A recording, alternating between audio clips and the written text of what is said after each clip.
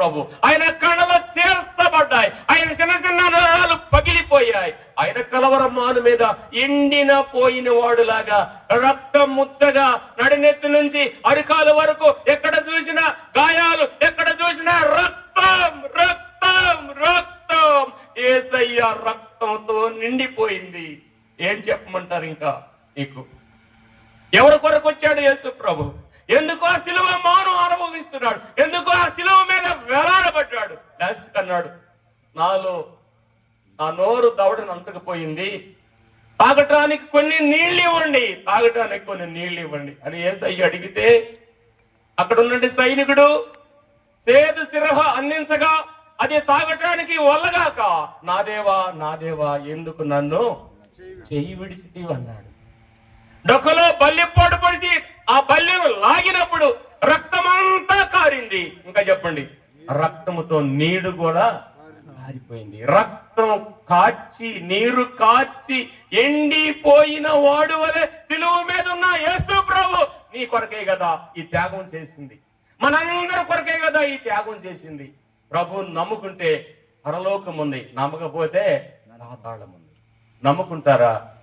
ఈ రాత్రి వేళ ప్రభువుని నమ్ముకుంటారా? ఈ రాత్రి వేళ ప్రభువుని నమ్మని వారు నమ్ముకోవాలని ప్రభుపేట మనం చేస్తున్నాను. హృదయమనెడు తలుపునొద్ద యేసునాదుండు, హృదయమనెడు తలుపునొద్ద యేసునాదుండు, నియసి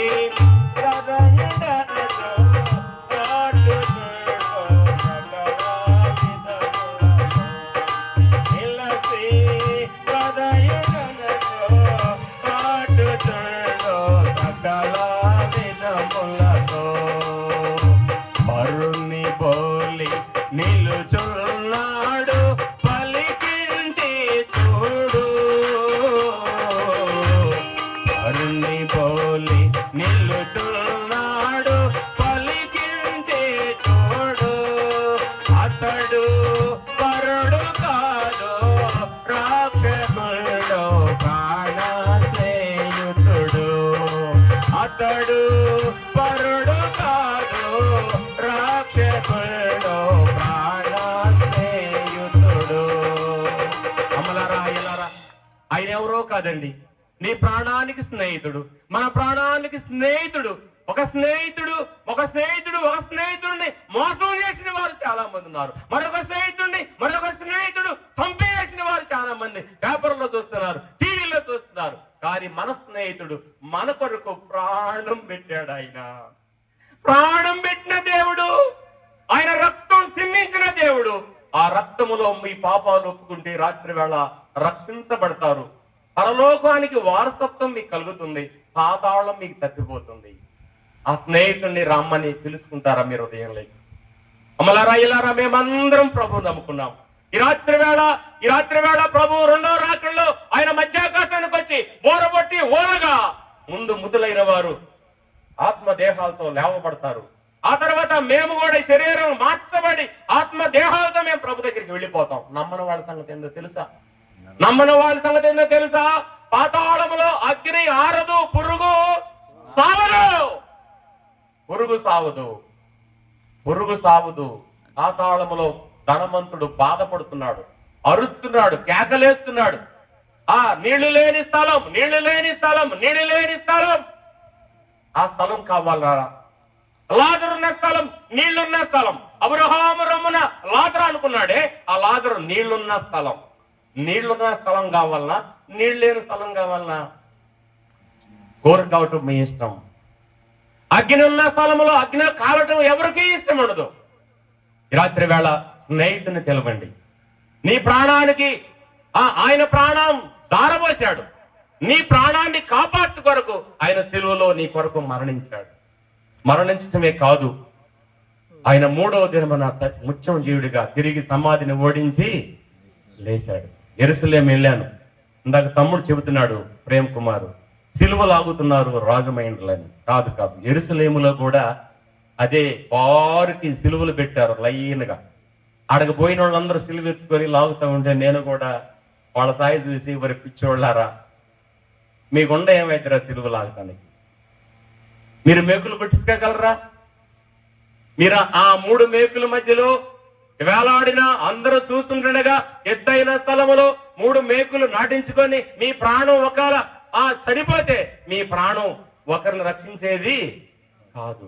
యేసు ప్రభు ప్రాణం, యేసు ప్రభు లోకాన్ని రక్షించడానికి వచ్చాడు. లోకం అంటే భూమి మీద ఉన్న మానవాళ్ళు అందరినీ రక్షించడానికి. వాళ్ళు తెల్లవారు కావచ్చు, నల్లవారు కావచ్చు, గొప్పవారు కావచ్చు, భోగభాగ్యం కలిగిన వారు కావచ్చు, అందసందాలు కలిగిన వారు కావచ్చు, దరిద్రులు కావచ్చు, ధనవంతులు కావచ్చు, ఎవరైనా కావచ్చు, ప్రతి ఒక్కరూ క్రీస్తు ప్రభుని నమ్ముకుంటే రక్షించబడతారు. నీకు మేడ మీదెలున్నా నువ్వు ప్రభుని చూడలేవు, నీకు కలిమి బలము ఉన్నా నీవు ప్రభుని చూడలేవు.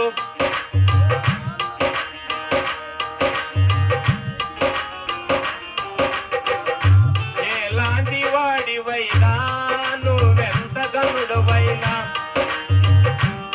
ఎలాంటి వాడివైనా నువ్వెంత గనుడవైనా, ఒక కాలం కనుమూయి కాలం కొనున్నదని తెలుసుకోను అన్నా.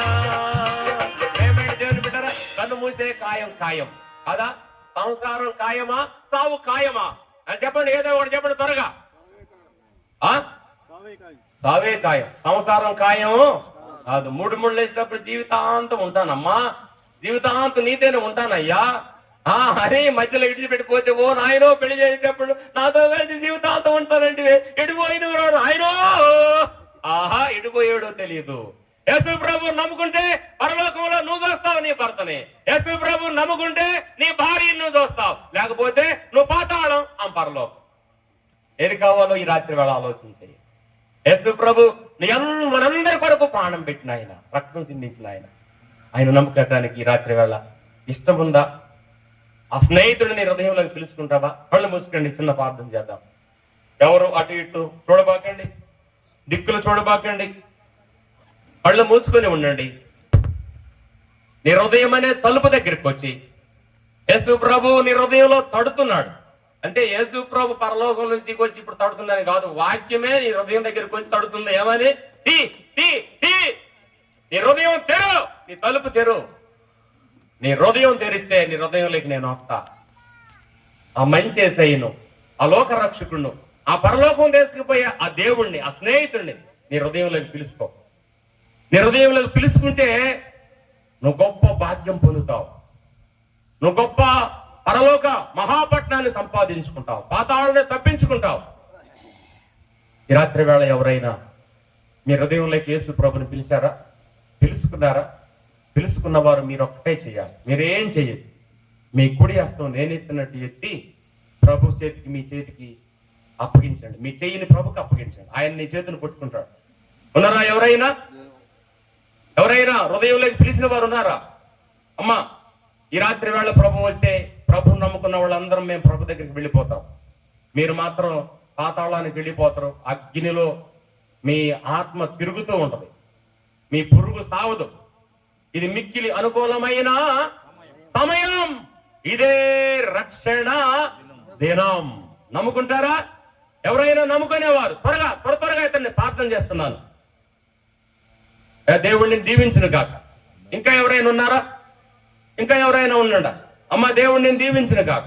ఇంకా ఈ సైడ్ ఇంకెవరైనా ఉన్నారా? ఇంకా ఎవరైనా ఉంటే మీ చేతులు పైగా, అమ్మ దేవుడిని దీవించును గాక. ప్రభువుని నమ్ముకున్న వాళ్ళు కాదు, నమ్మని వారు మాత్రమే. ఈ రాత్రి వేళ ప్రభుకి మీ హృదయం ఇచ్చుంటే, ప్రభువుని నమ్ముకుంటే పరలోకం జరుగుతుందని ఇన్నిసార్లు ఇతర దాసుల ద్వారా ఉదయం నుంచి సాయంకాలం దాకా ఎంతో మంది దాసులు అందించారో వాళ్ళందరూ కూడా చెప్పింది సువార్తే. ప్రభువుని నమ్ముకోవాలనే, మారు మనసు పొందాలనే ఆ దేవుని ఉద్దేశం. అందువల్ల ప్రభువుని నమ్ముకున్న వారు త్వరగా పైకి లేండి, పైకి లేచి నిలబడండి, ప్రార్థన చేస్తారు. త్వరగా నిలబడండి. ఇంకా అమ్మ, అక్కడ చేతులు ఎత్తిన 2 తల్లులు ఉన్నారు, పైకి నిలబడండి. చాలు, త్వరగా రయ్య. చిన్న ప్రార్థన చేసి ముగింపు మాటలతో చాలిం చెప్పిన తర్వాత దైవజనుడు రేపు పగటంలో ప్రకటిస్తారు.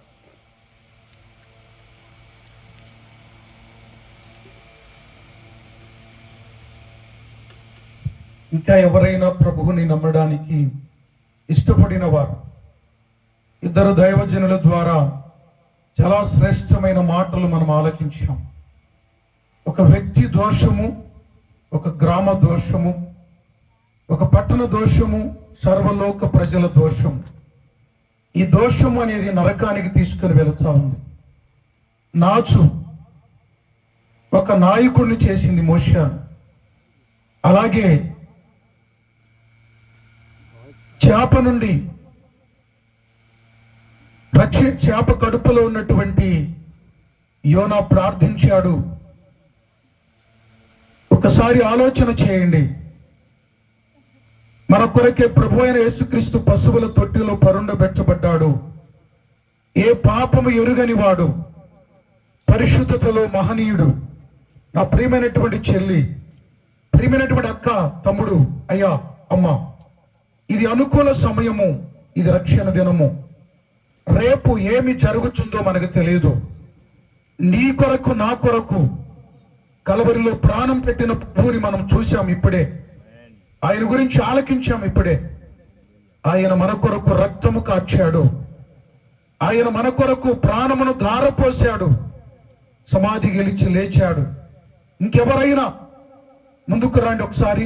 చేతులెత్తిన వారు కానీ, ఒకవేళ ఈ రాత్రి వేళ ప్రభు నేను పాపిని క్షమించండి, నన్ను రక్షించండి అని అడిగేవారు ముందుకు వస్తారు. ఒకసారి మీ కొరకు ప్రార్థన చేస్తాం. ప్రత్యేకంగా భయపడవద్దు, సిగ్గుపడవద్దు, వెనుకకు వెళ్ళిపోకూడదు.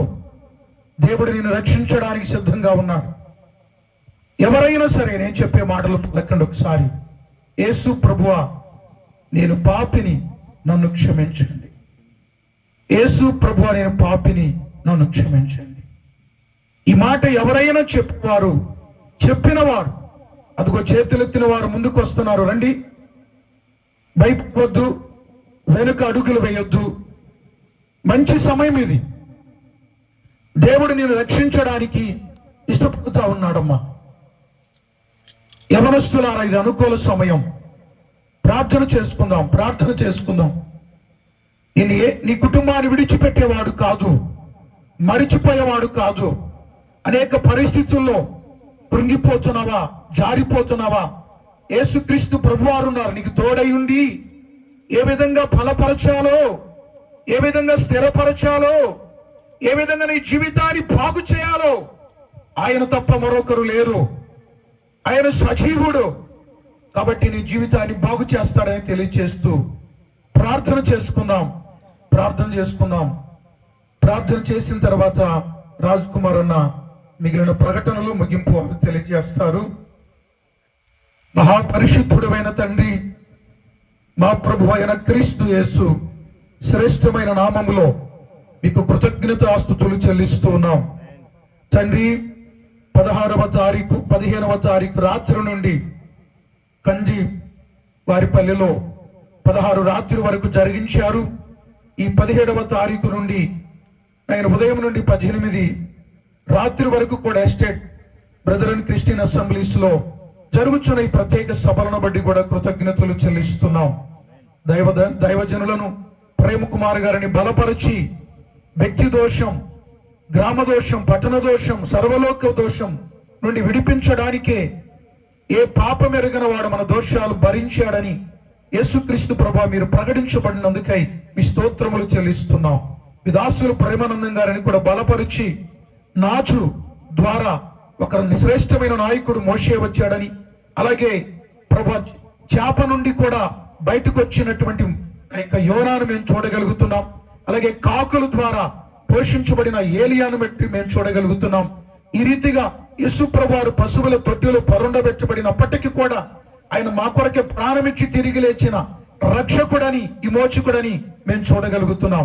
విదాసుని బలపరిచి మీరు అందించిన మాటలను బట్టి కృతజ్ఞతలు తండ్రి.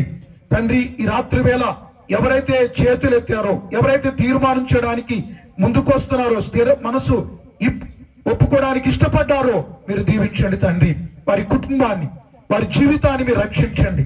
ఇంకా ఎవరైనా పాపంలోనే, శాపంలో ఉంటే వారిని ఈ రాత్రి వేళైనా రక్షణలోనికి నడిపించండి తండ్రి.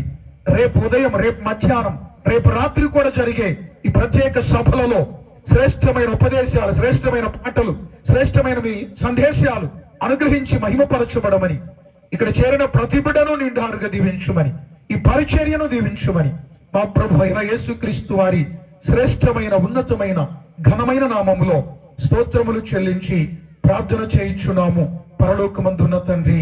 ఆమేన్.